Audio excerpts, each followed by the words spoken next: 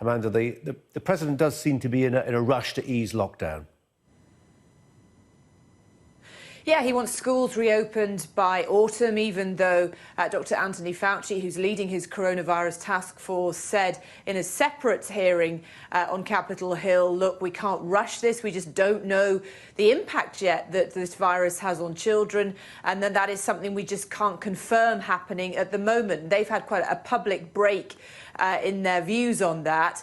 And what you have is a further compounding, really, of this battle ongoing between politics and science here in the United States, as particularly Republicans, led by Donald Trump, want to push this idea of reopening. Now, what they're saying, what was said today by Dr. Rick Bright, who is formerly led the government agency that was leading efforts on a vaccine, was a pretty stark warning about what state the US could be in by the end of the year if there isn't some kind of master plan put in effect now.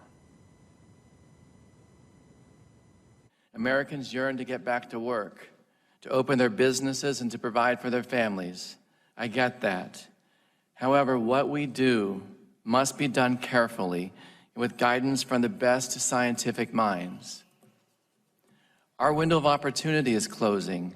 If we fail to improve our response now based on science, I fear the pandemic will get worse and be prolonged. There will be likely a resurgence of COVID-19 this fall. It'll be greatly compounded by the challenges of seasonal influenza. Without better planning, 2020 could be the darkest winter in modern history.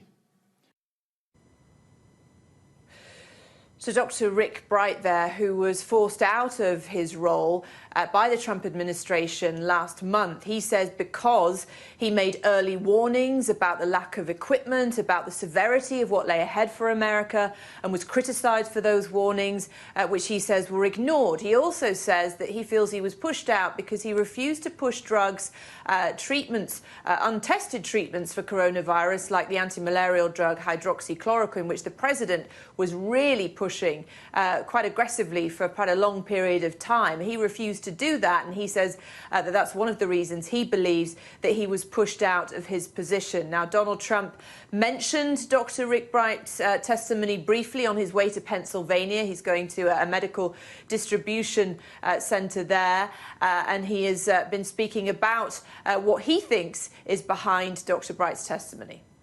I'll tell you what, to me, I watched this guy for a little while this morning. To me, he's nothing more than a really disgruntled, unhappy person. And I'm not just talking about Alex, because Alex said it strongly, but there are a lot of people that do not like the job he did. I don't know him. I never met him.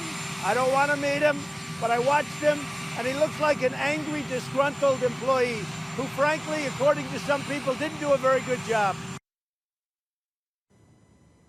So Donald Trump pushing the idea that he has done a very good job when it comes to handling this outbreak, something that he recognized from the start. The Democrats have a very different idea, that he simply didn't act quickly enough, didn't treat it seriously enough when the warnings were out there. So what we've really seen on display this afternoon, Colin, is this deep divide politically. Coronavirus has become politicized in the United States. You saw that in the questions that members of Congress were posing to Dr. Bright, just in terms of the absolute gulf between the science and the politics that is really deepening here in the United States.